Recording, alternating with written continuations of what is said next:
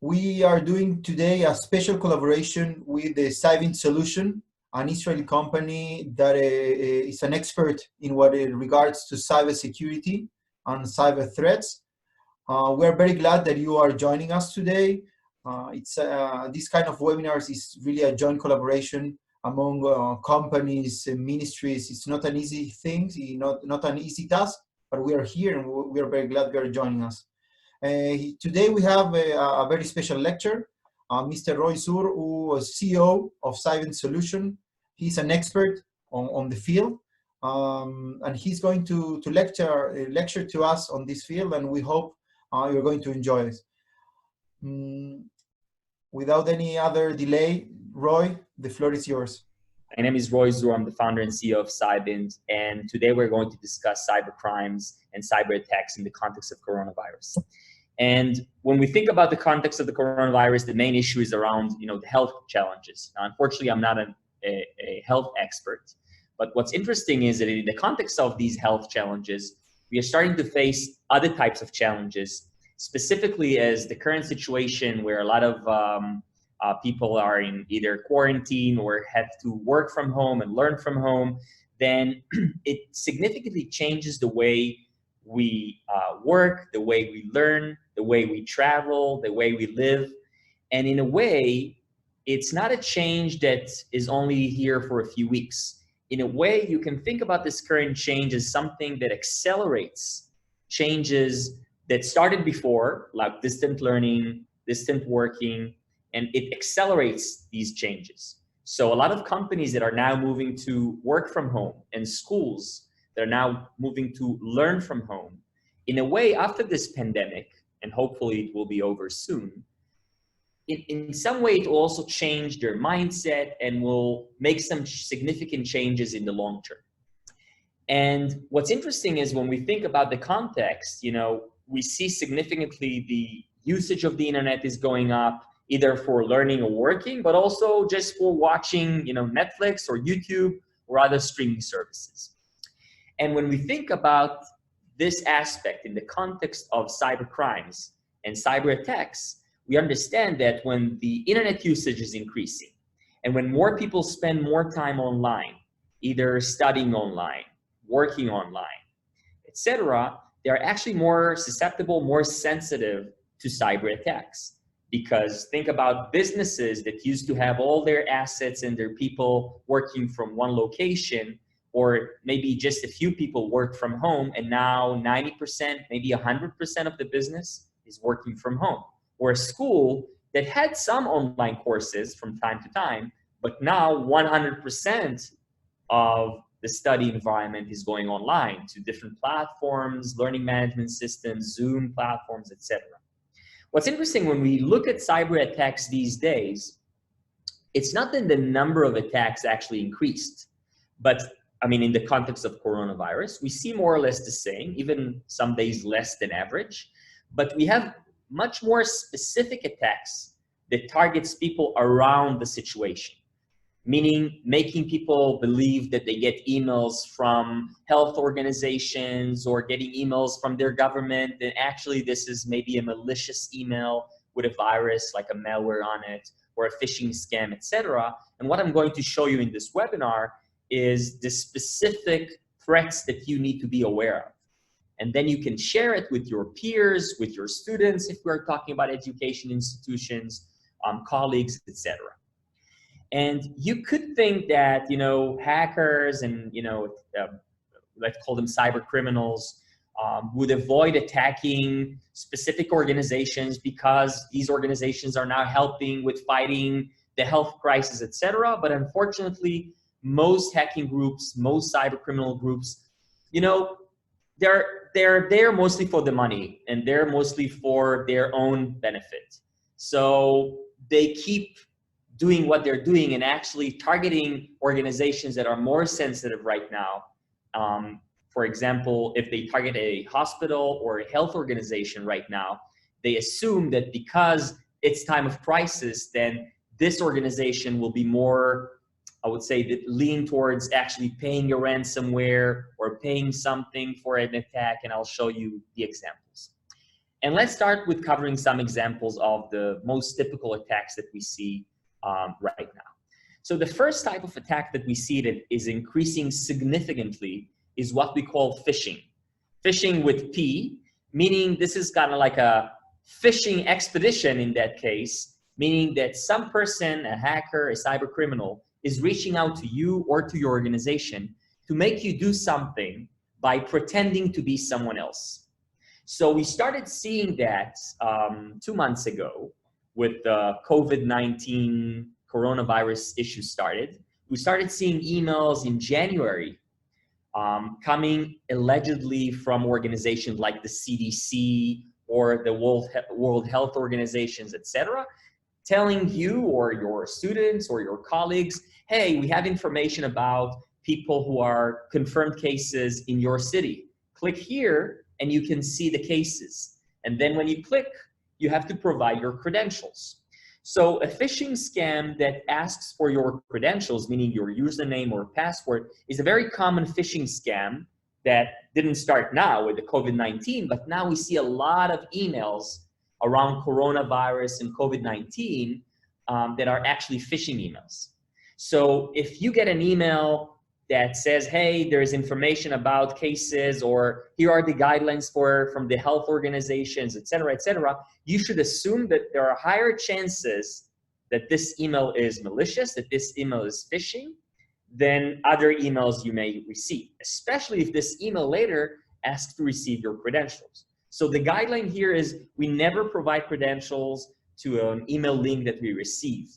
I mean, if there is an email with information that we receive, it's better to Google the information, find the real website, and make sure we are not providing our credentials to any, fake identities.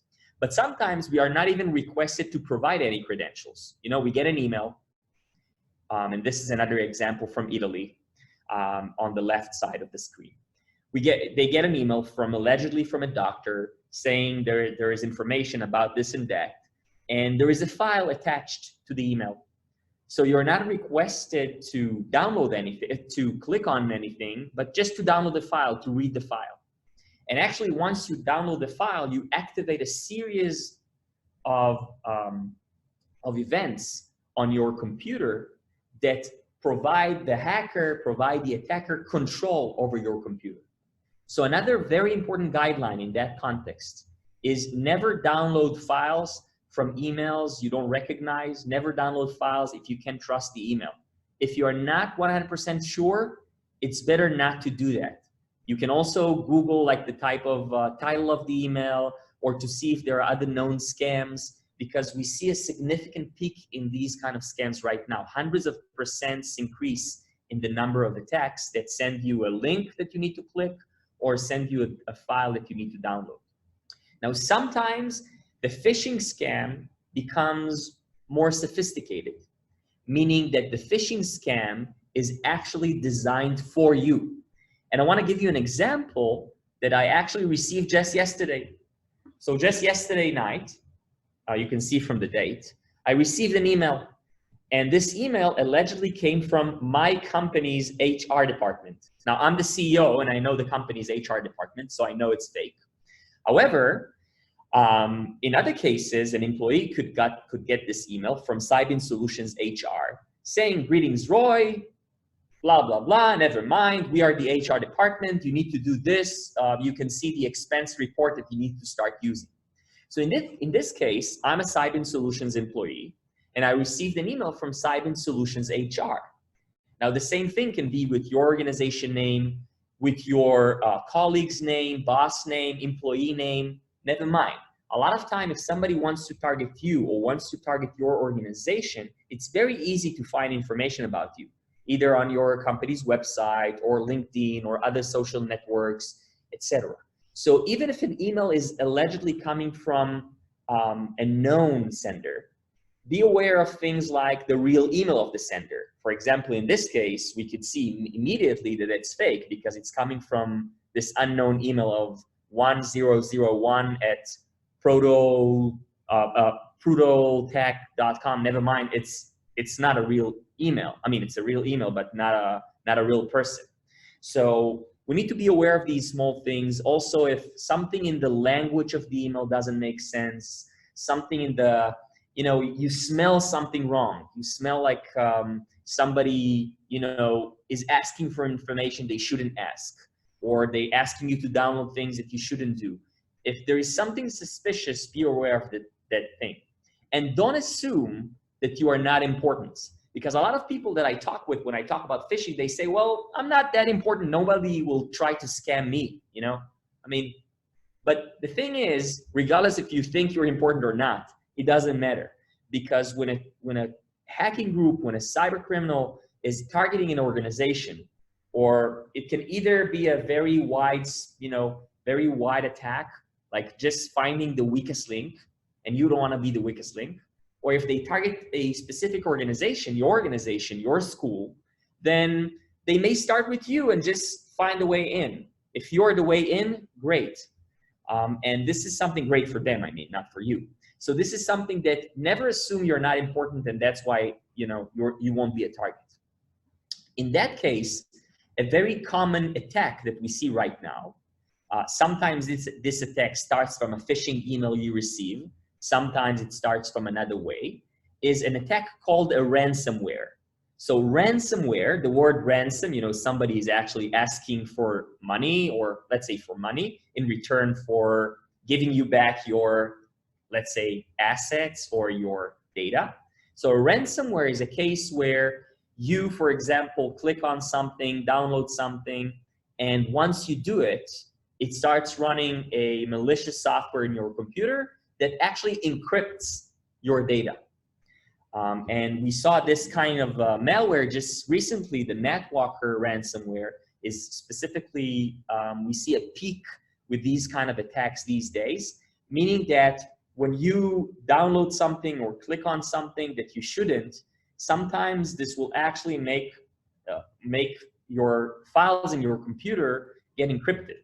So in that case, first, as I mentioned before about phishing, we should avoid interacting with files and emails and links that we don't know. Second, we should also make sure we have a separate backup for the important files we have. Separate backup can be on a different hard drive or on a cloud service that is not connected, and et cetera, et cetera. Otherwise, if our files are getting encrypted, we'll be in a situation where we will not be able to decrypt them. So it's not something that you can just go and find a software that decrypts the files. You will actually have to pay a ransom to get access to your files back. And that's very not, that won't be good for you. And in general, we don't recommend paying ransom to cyber criminals. Now, I mentioned phishing, I mentioned ransomware, but also you shouldn't visit websites that you can't trust. And I'll give you some examples. Since the COVID-19 coronavirus situation started, many people registered different domains, web URLs, with the name COVID-19 or Corona. So you can see from a research from Checkpoint, another Israeli cybersecurity company, that starting in, let's say, early mid-February, we start seeing a significant peak in the number of domains that people register under coronavirus. Let's say coronavirus.com, covid19.com, et cetera, et cetera. Now, the thing is that we see that many of these domains are actually malicious, meaning that just by visiting this website, you may expose your computer, yourself, your organization to a different type of malware, or let's call it virus for you. So it means that if you'll visit this specific website, this website can start actually, in a way, running a software on your computer, on your browser, that will cause damage to your digital assets. So in that case, we should be very aware. And the World Health Organization posted a warning a few weeks ago that there are websites that actually pretend to be WHO. So you see that one of their recommendations is, that WHO, the World Health Organization, will never ask you to visit the link outside of their website, which is who.int. Meaning that if somebody sends you a link to who.co.uk, for example, then you shouldn't click on it. And we should be very cautious, very aware of that. again, if somebody sends us a link and we're not sure, we can always go directly by either Googling it or typing it and not necessarily clicking on it, because sometimes the attacker will replace one letter. For example, instead of writing WHO, they will write WH0. It will look the same, you'll click on it, but the domain will be malicious. So it's better to type it than to click on the link. You should be very aware of this kind of thing. Now about remote working and learning. So when we work remotely, when we learn remotely, we are more exposed, more sensitive to these type of attacks. Like you see right now, because we spend more time online, most of our interactions are online. If in the past most of my meetings were face-to-face or with my small group in the office or at school, then in this case, everything is online. So we just spend more time there. We are more sensitive to an attack, to attacks there. So some very, I would say, basic guidelines and tips of working remotely, working from distance or learning remotely. So one thing is, especially if we are not, if we are connecting to like a Wi-Fi network or a public network, we should be using something that is called a VPN, like a virtual private network, meaning some tool that some of them are free, and the more, I would say, sophisticated tools like that, they cost a few dollars, but it's in general, it's not very expensive.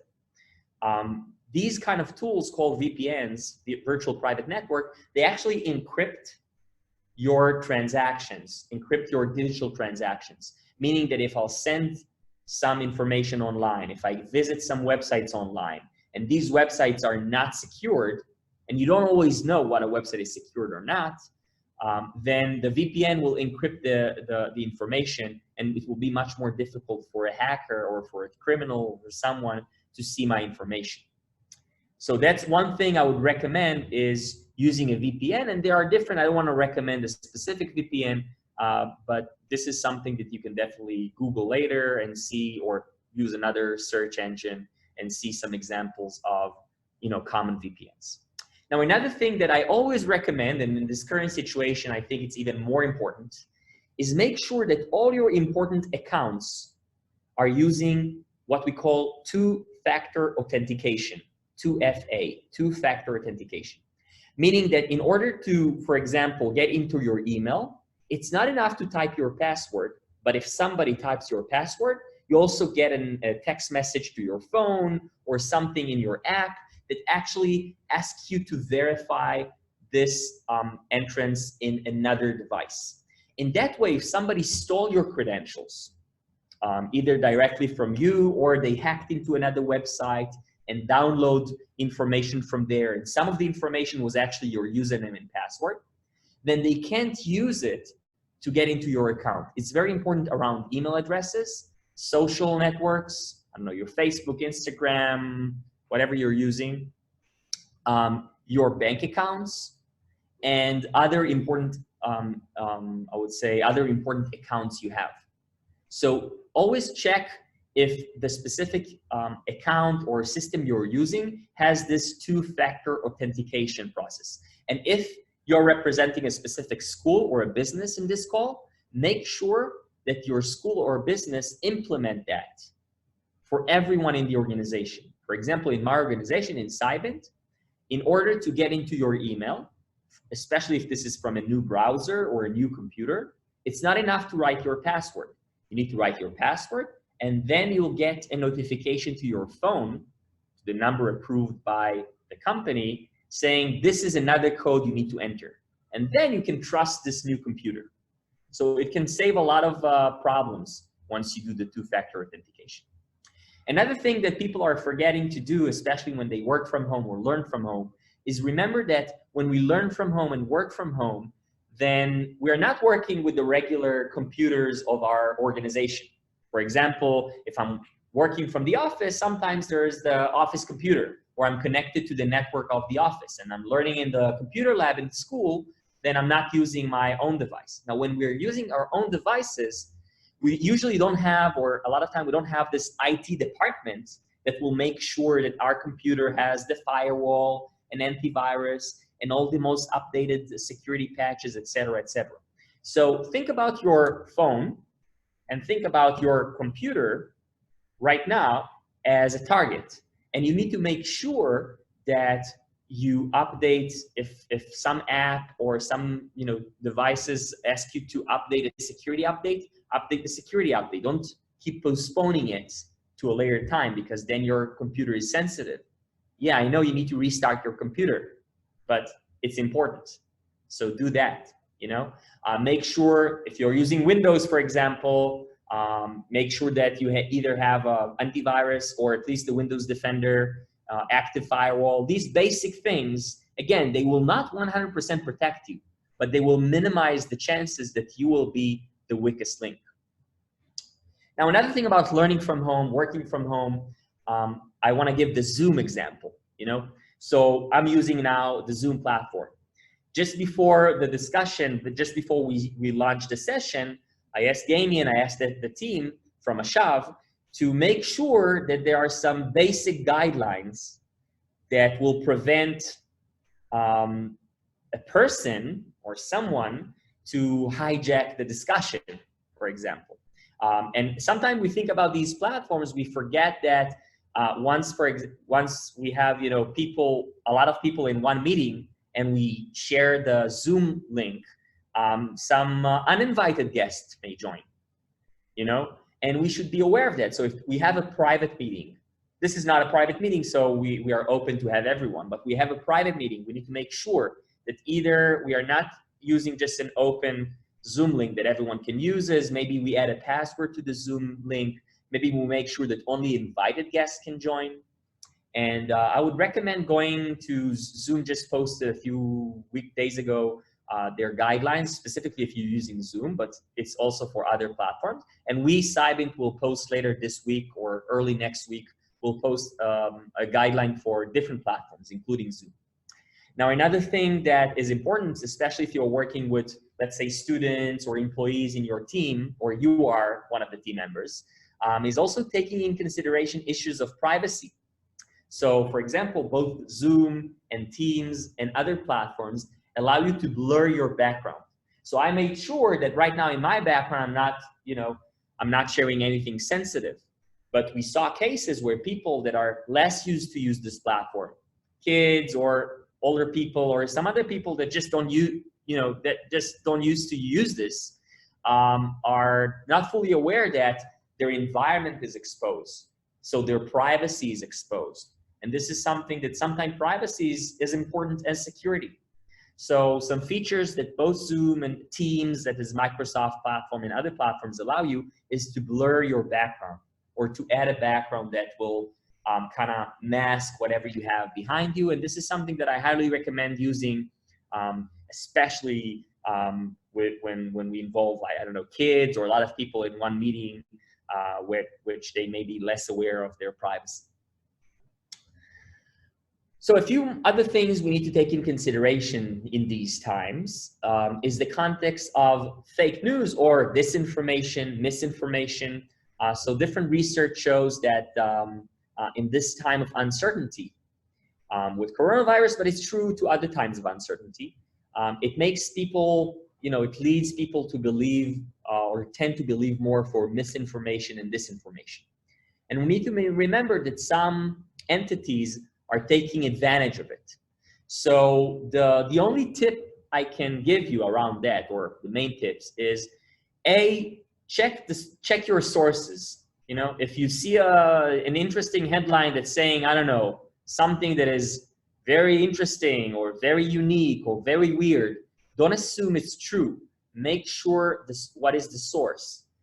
Think about the interest of the person who shared it with you. A lot of time people are just starting to spread fake news and fake information over WhatsApp and Telegram and other groups, and they're not necessarily doing it for notorious purposes. They just think it's true, and they're spreading this information. And we need to remember that both countries and organizations and cyber criminals, a lot of times they have interests to spread fake news. I'm not blaming any country. It can come from both sides of the world. But just be I would say, especially in these times, always, but especially in these times, be a bit more critical, a bit more, suspect information that you receive. Don't assume it's true just because you received it. Now, in that context, and in the context of other cybercrimes, I would highly recommend also, especially if you are working in an organization or learning or part of any education institution, you can share with your colleagues, with your peers, different databases. And I just shared some of them from Malwarebytes Labs, from COVID-19 web security alerts, and others that have information in these databases of known threats and known attacks.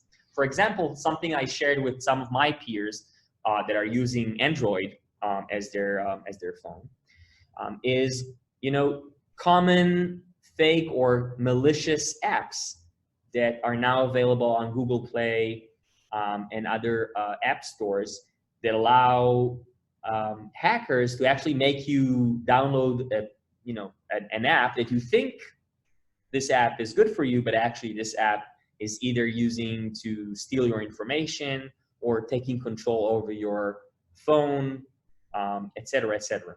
So in general, before doing something like that, remember your privacy, remember your security, make sure you don't just give apps permission to, I don't know, use your GPS if you don't want it, use your Bluetooth if you don't want it, use your access to your microphone, your camera. We really need to make sure what the apps are asking for us, not immediately approve the terms and conditions. It's really important, especially in these times where hackers are trying to take advantage of it. And there are other different platforms that provide you information. For example, in the US, CISA provided, which is part of the Homeland Security Department of Homeland Security, posted some risk management tips, et cetera, et cetera.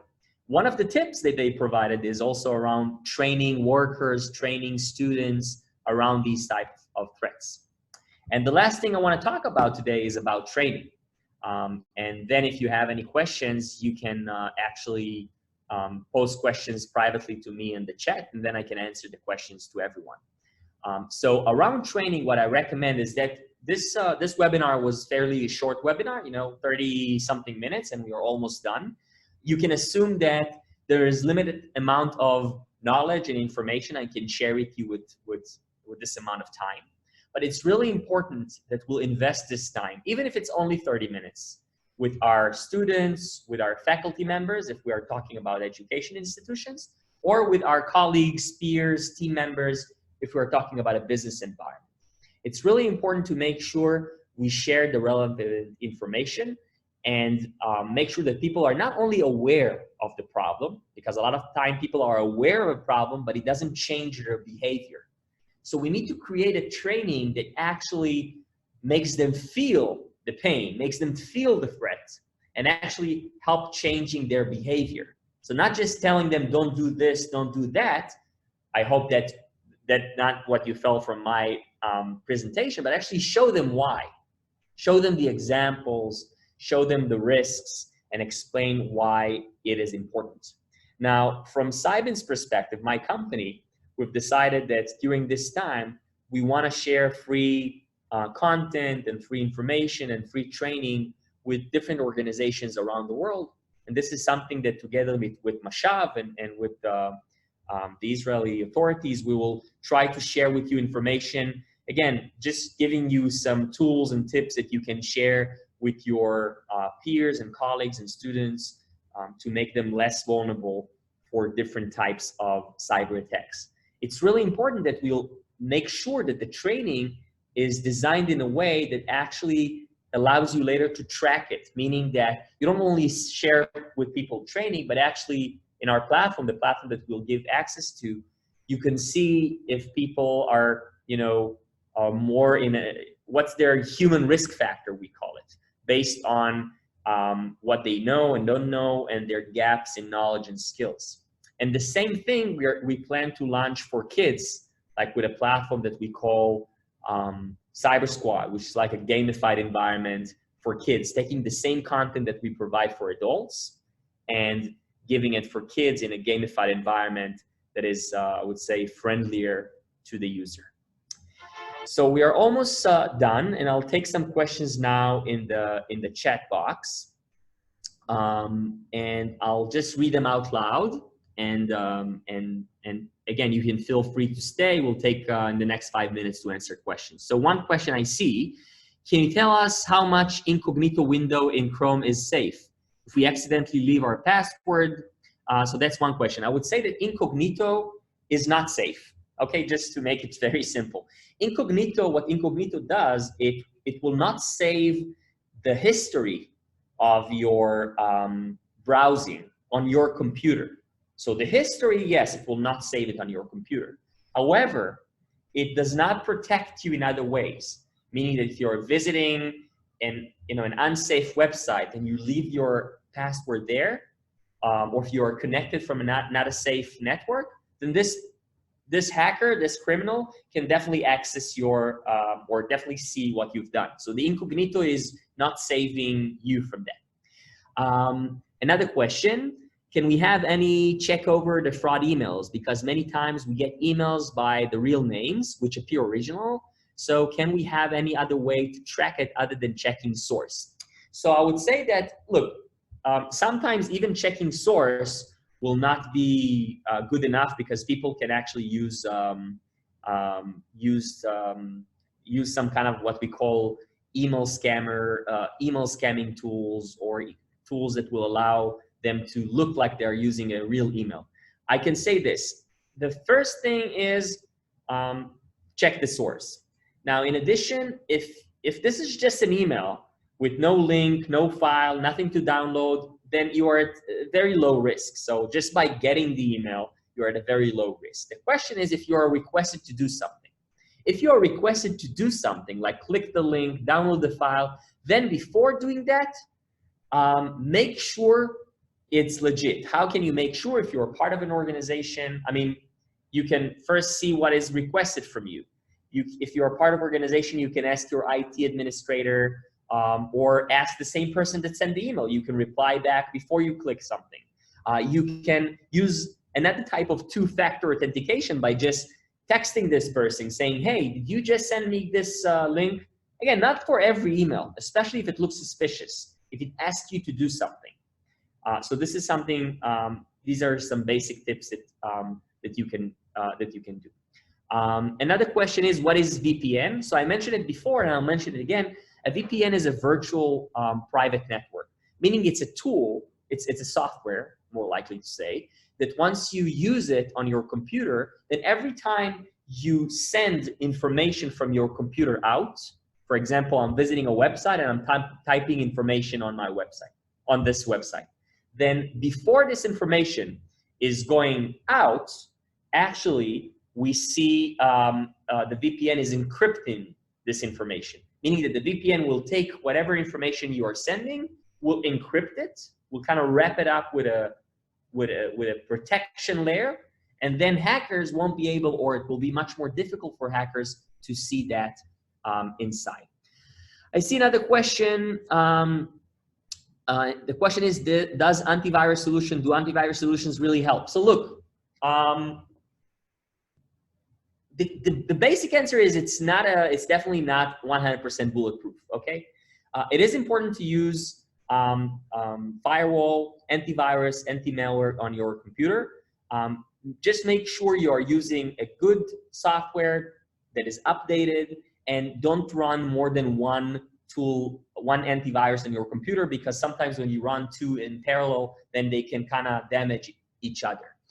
Is it 100% safe? No. Is it better than not having anything? Yes. So again, when thinking about criminals, cyber criminals, think about that. If a criminal is getting to a neighborhood, I'm not talking about cyber criminals, just a criminal, and there are 10 apartments, 10 houses in this neighborhood, 9 of them are locked and 1 is not locked, then the criminal is more, will tend to go to the unlocked or to the open door. Of course, if the criminal really wants, the criminal can hack or can get into the locked place. But a lot of times it's just about who's the weakest link, and you don't want to be the weakest link. Another question is Windows Defender sufficient for any form of cyber attack? Well, it's not sufficient for any form of cyber attack, but Windows Defender and the Windows suite of security tools are fairly good. So sometimes you should use them, especially if you don't want to invest money in buying, if you're using Windows and don't want to invest money in buying a different antivirus, then the Windows Defender is fairly okay. So yeah, you can,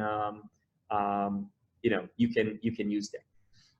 So I see another question. Many apps doesn't allow access till the time we accept and give access to gallery, microphone, etc. What could be done in these cases? So 2 tips around that. First, if you don't have to use this app and this app is asking for many permissions, then suspect, then don't use it. Even if it's not, by the way, malicious app, just affecting your privacy, you should really think about doing it.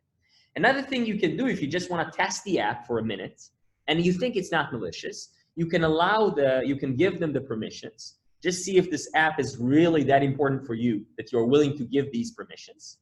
And later on, if not, then just take off these permissions. Sometimes you can download the app after giving the permissions and then taking them off, and the app will still work. Some other times the app will stop working. In that case, again, it's your decision, but be very aware of these kind of threats. Let's see some other questions. What are the best steps you can do to stop email spoofing happening from your own email domain, email accounts? Thanks in advance. So look, a lot of times, just to make sure I understand the question, because we can have 2 different types of questions. A, how to stop fake emails from getting into my email address. In that case, if you're part of an organization, first, I would recommend every suspicious email you get from an unknown domain, edit if you're a private person, add it to the report as phishing, add it to the block sender. If you're an organization, you can actually block specific domains. Like I showed you before that I got an email from a fake domain. I don't know, Tulu, Tech, whatever. My organization can block any email that comes from this domain. Now, to prevent, I would say, people to send emails on my behalf, well, a lot of time that people send email that it is allegedly seems like it comes from your email address, it's not really coming from your email address. They can just go to email spoofing tool and just mimic or try to fake any known email address. So this is not something that necessarily you can do something about it. So I don't know if that answers this question. Let's see another question. Is it possible to hack Wi-Fi to PC? So Wi-Fi in general, you can, I would say this, once you're connected to a Wi-Fi, like to a, to this kind of network, then if anyone else is connected to the Wi-Fi, then they can do different ways in which they can actually see the traffic, I would say the online traffic that gets out of your computer. So in general, when you're connected to a Wi-Fi network, I would highly recommend, and that's a general tip that is important anyway, A, if you are sharing information with other websites, let's say you type in your password or your information, make sure you share it on websites that are encrypted. How would you know that a website is encrypted? You will see that this website is using HTTPS in the beginning and not HTTP. So HTTPS, for example, meaning that it's kind of like an end-to-end encryption in a way, meaning that when you send information, even if somebody is connected to the Wi-Fi network, they won't be able to see it. Another thing you should use especially on Wi-Fi networks, a VPN, as I mentioned before, especially if your traffic, if your online traffic is sensitive in some way, private or sensitive, etc. I'll take, I think, 5 more questions and then we'll wrap it up. I see there are a lot of questions coming in. How do you ensure that updates come from a trusted source? That's a good question. You need to make sure that a lot of times that updates that come from real apps, they'll have this approval like SSL or other approval that it actually comes from the specific company. You can always go, if it's a Microsoft update, you can always go to the Microsoft.com website and check the updates from there. If you have anything to, if you feel it's something to suspect, check it directly with the website. Is it safe to give your CVV, like your credit card, when you buy online? When you buy online, in general, of course, it's always less safe than not giving anything, but we need to buy online. So when we buy online, just make sure that when you provide this information, make sure that this website is also encrypted. Never provide your credit card information for websites that are not encrypted, like HTTP, which is not HTTPS, and websites that don't say that they actually encrypt also your data. It better not to buy there because you open yourself for fraud. Also, you can talk with your credit company and make sure that for any online transaction, it will require another approval in SMS. For example, I asked my credit company, MasterCard, I asked them that every time that there is a buying online that is more than, let's say, I don't remember exactly the amount, but a few $100s, then I will get an SMS and I will need to type 1 to approve it. Then I see if somebody's actually using my credit card, I see that somebody's doing it and I can stop it and block it before it happens. Let's see another question. Sometimes many websites ask about allow notification. Did this also include a cyber fraud? Well, usually this is not a cyber fraud, but this may be what we call a lot of time adware, like an advertising site that's trying to spam you. Sometimes it can be more malicious, but in general, if you don't really need notifications from this website, just don't approve it. It will just open your computer to just ads and stuff like this, unless you really trust the website. Let's see if I have time for one more question. That's one last question. Okay, I think I'll try to answer the other questions separately, maybe later through Damien. I don't know if it's possible, but I'll just take the question and see if I can reach out directly because our time is up. I wanna thank you for your time. And again, if you have any other question, feel free to reach out directly to me as well. I put my email before. And Damien, back to you.